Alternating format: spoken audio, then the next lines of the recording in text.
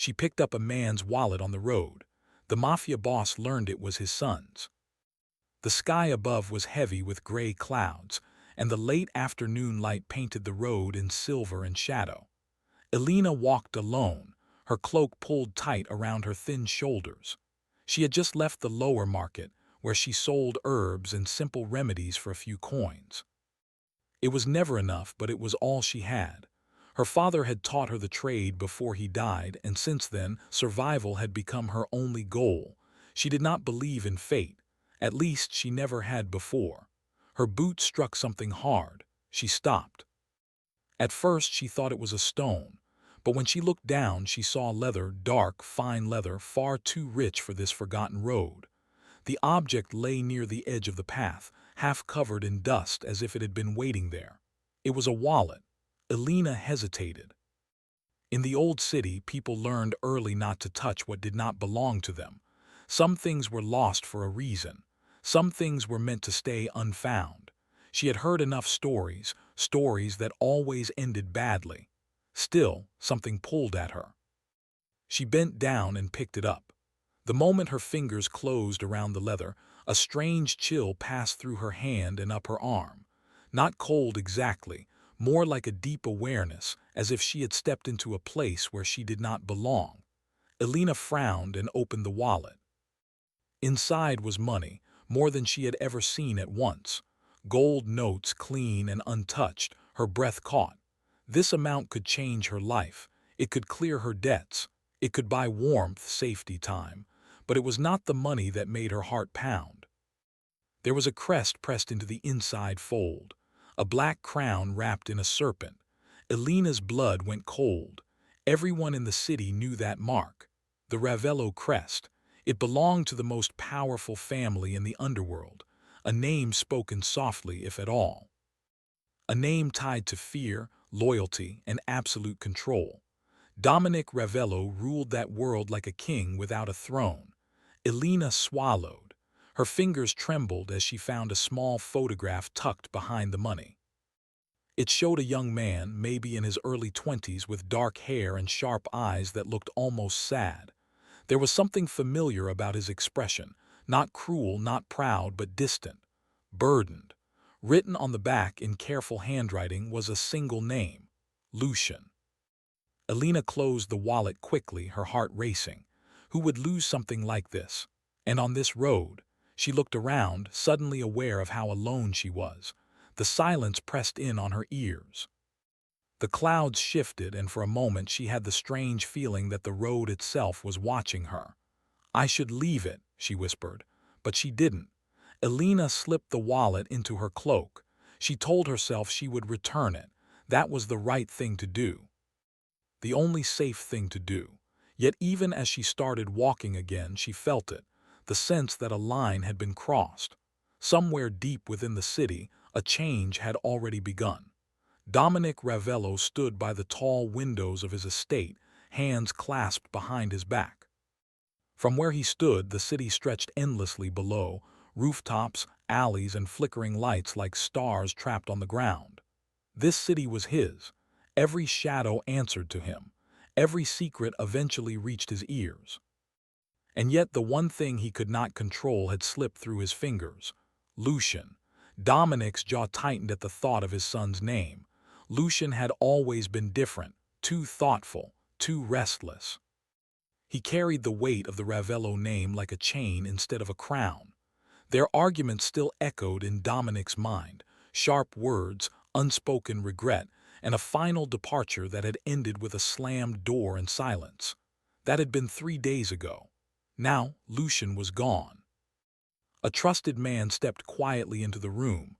"Sir," he said, lowering his head, "we found something." Dominic turned slowly.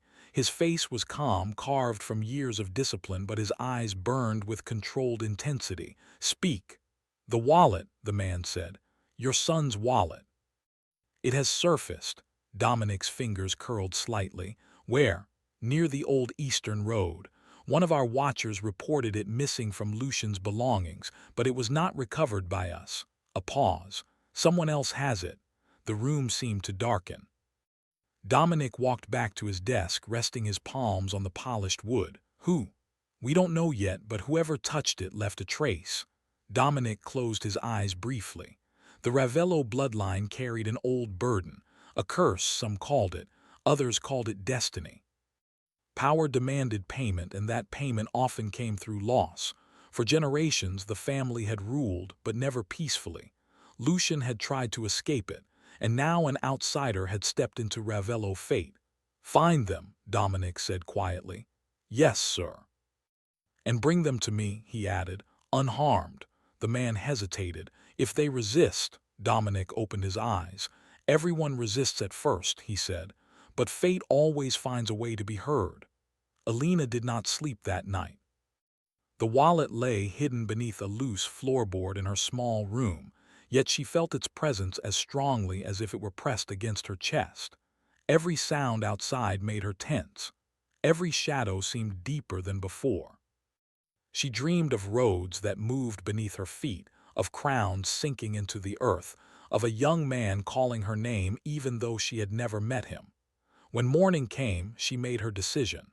She would return the wallet, not to the streets, not to some messenger, but directly to Ravello territory. It was dangerous, but hiding would only make things worse. She had always believed that facing trouble was better than running from it. She wrapped herself in her cloak and left before sunrise. The city changed as she walked.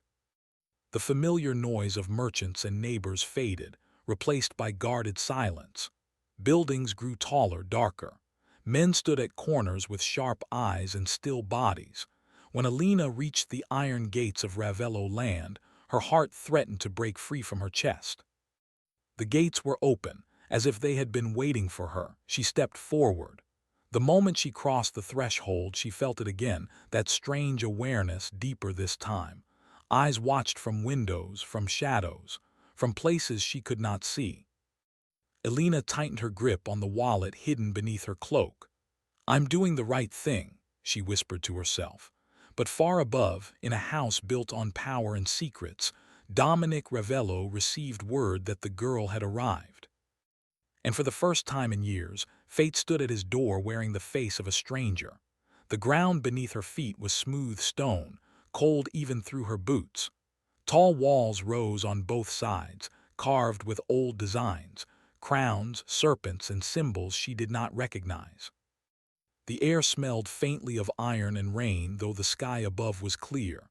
Two men walked ahead of her, two behind. They did not touch her. They did not threaten her. That silence was more frightening than words. Alina kept her head high, though her heart beat hard in her chest. She had grown up poor, ignored by most of the city, but she had learned early that fear only grew when fed. If this was a test, she would not fail it by bowing. At last, they reached a pair of heavy doors. One of the men knocked once and stepped aside. "Go in," he said. Alina hesitated only a second before pushing the door open. The room beyond was wide and dim, lit by tall windows that let in pale light. A long table stood at the center, and beyond it, near the window, stood a man dressed in dark clothing.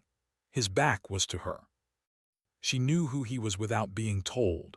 Dominic Ravello. He turned slowly. Alina had expected anger or cruelty or something loud and terrible. Instead, she saw stillness.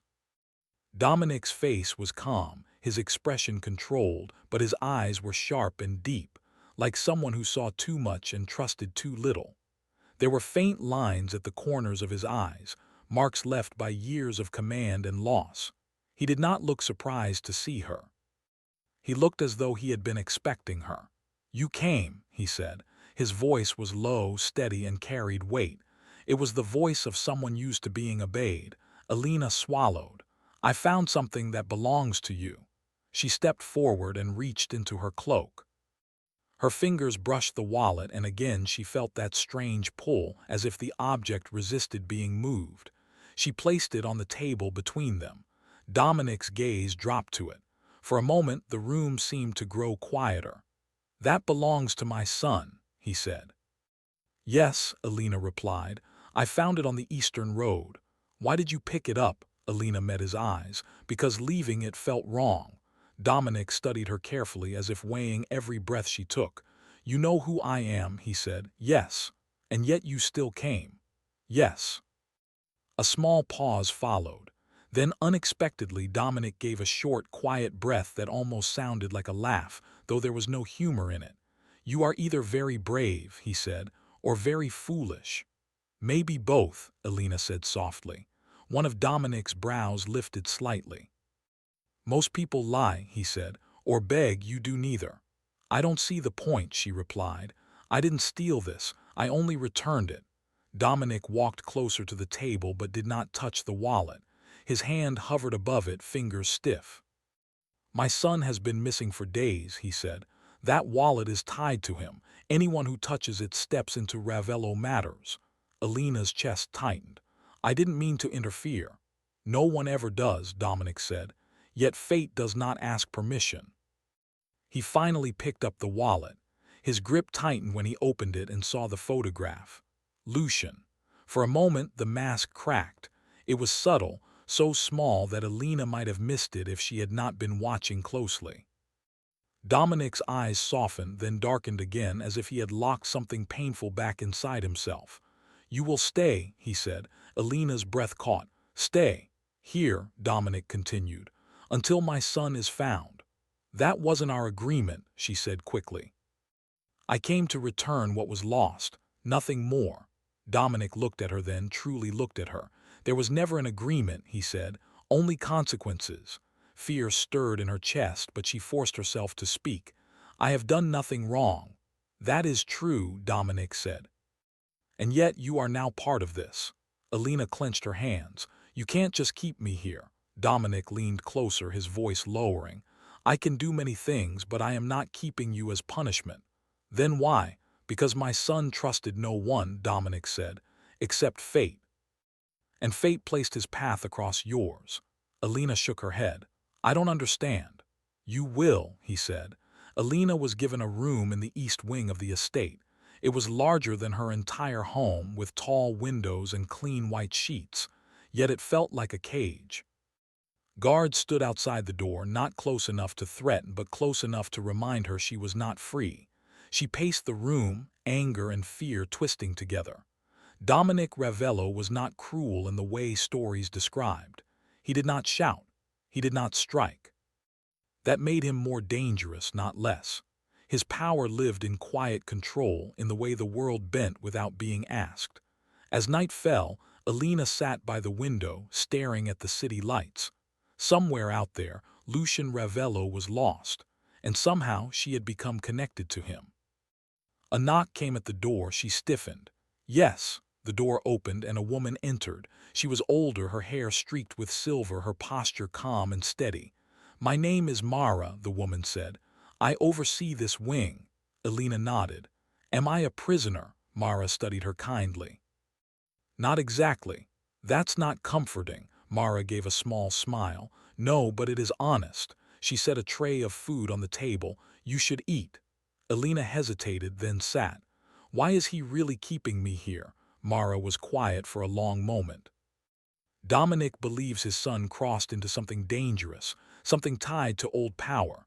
"Power? Curses," Mara said softly. "Promises made long ago. The Ravello name carries weight, and that weight leaves marks." Elena's stomach tightened. "And me?" "You touched what was bound to him," Mara said. "That matters." After the woman left, Elena lay awake, listening to the quiet halls. She thought of the photograph, of Lucian's eyes. He had looked lonely. Across the estate, Dominic stood alone in his private study. The wallet lay open on his desk. He had ruled for decades. He had broken enemies and built empires, but nothing had prepared him for losing his son to silence. Lucian had wanted freedom. Dominic had offered protection instead. They had never spoken the same language. Dominic pressed his hand to his chest, feeling an old ache rise again.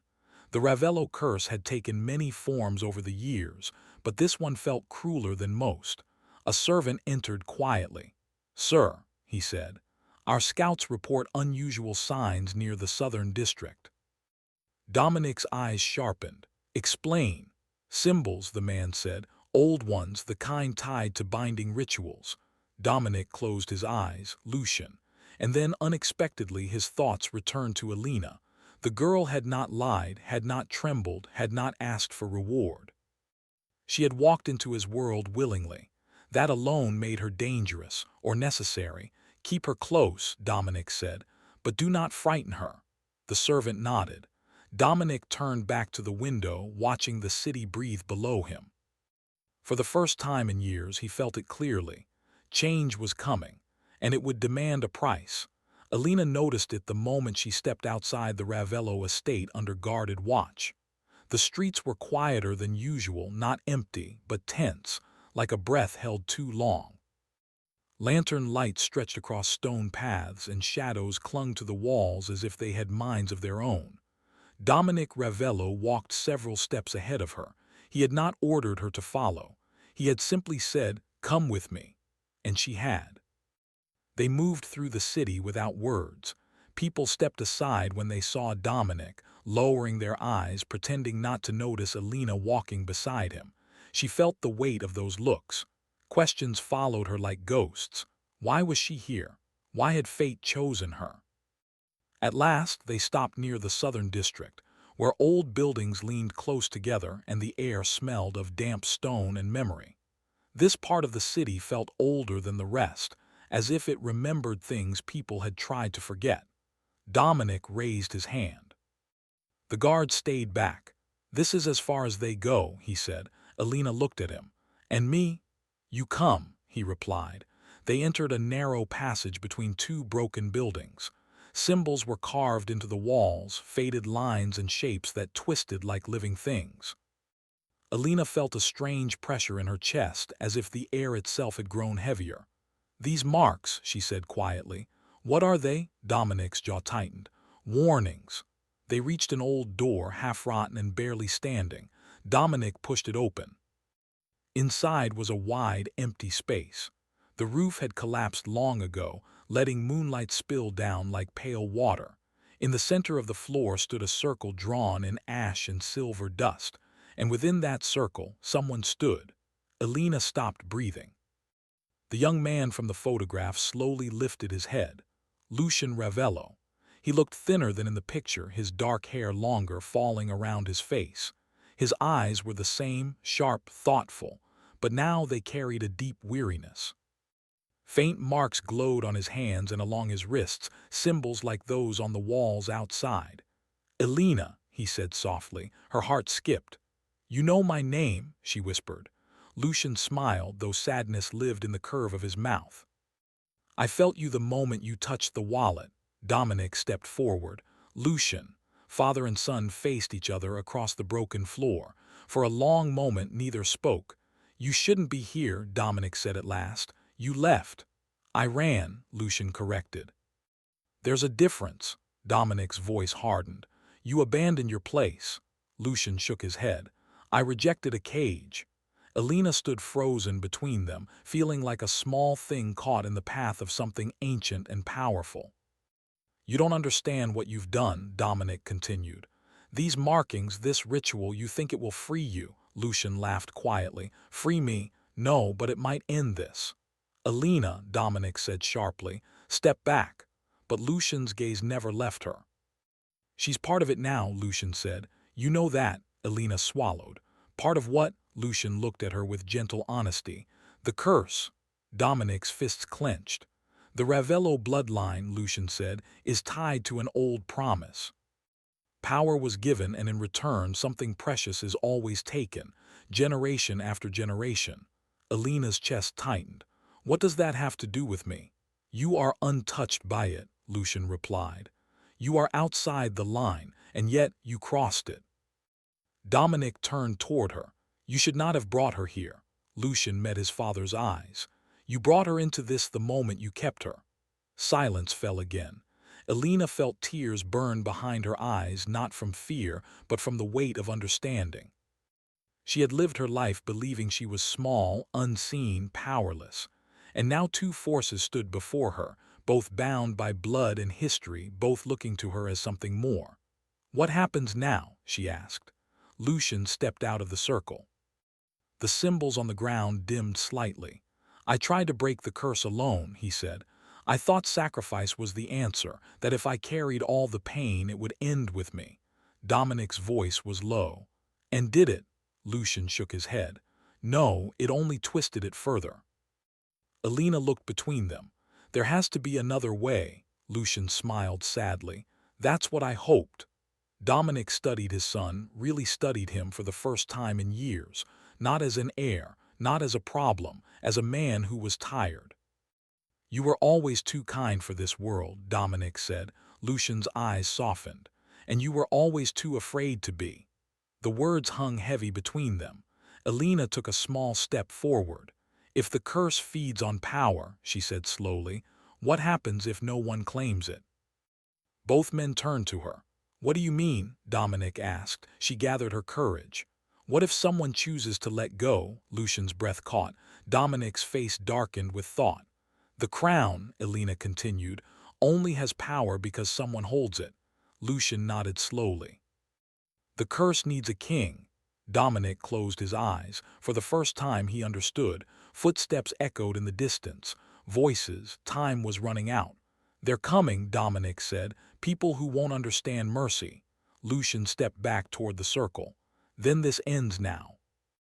No, Alina said sharply. Not like this. Lucian looked at her, surprised by the strength in her voice. You don't get to decide alone, she said. Not anymore. Something shifted then, quiet but powerful. Dominic stepped forward and placed himself between Lucian and the circle. I spent my life building this empire, he said. Believing control was the same as safety. Lucian stared at him. If this curse ends, Dominic continued, it will not be through your loss alone. The symbols on the ground flickered. The air trembled. Alina felt a deep pull, like the road calling to her again. Be careful, Lucian whispered to her. This choice will change everything. She met his gaze. Some things are meant to. The ground beneath them began to glow softly. And far above the city, something ancient stirred. The broken hall beneath the open sky glowed with soft silver light, rising from the ancient marks on the ground. The symbols no longer burned with force, but with memory, like echoes of choices made long ago. Alina stood between Dominic and Lucian, her heart steady despite the weight pressing on her chest. She could feel the power moving, not like fire but like a deep river searching for a new path. Dominic Ravello looked older in that light. Not weak, never weak, but tired. For the first time his shoulders were not held straight by command alone. They bent slightly, as if carrying years that had never been set down. This ends tonight, Dominic said quietly. Lucian's voice was calm but filled with emotion. It doesn't have to end with loss. Dominic looked at his son, really looked at him, as if seeing him clearly for the first time since childhood. Everything I built, he said, I built so you would survive. Lucian shook his head. You built it so you would not have to feel afraid. The truth landed gently but firmly. Alina watched them, understanding that this moment was not about power or curses alone. It was about fear passed from one generation to the next, dressed as strength. The symbols around them began to fade in and out, responding to the shift in the air. The curse listens, Alina said softly, not to force, but to choice. Dominic turned toward her. And what choice would you have me make? She met his gaze without fear. Let go. The words seemed simple, but the meaning behind them was vast. Lucian's breath caught. Father, Dominic closed his eyes. For years he had ruled through control. Every decision had been made to prevent loss. Yet loss had come anyway, quietly, deeply, through distance and silence. He thought of Lucian as a boy, holding his hand in crowded streets. Thought of promises made and never spoken again. Slowly, Dominic reached into his coat. He pulled out a ring, dark metal marked with the Ravello crest, the crown without a crown. I was taught that without this, Dominic said, I would be nothing. He held it over the glowing circle. Lucian took a step forward. You are my father, that is not nothing. Dominic's hand trembled. Then, with a quiet breath, he opened his fingers. The ring fell. The moment it touched the ground, the symbols flared once, bright, clear, and then vanished completely. The air shifted. The pressure lifted. The silence broke like dawn. Lucian gasped as the markings on his skin faded, leaving only faint traces behind.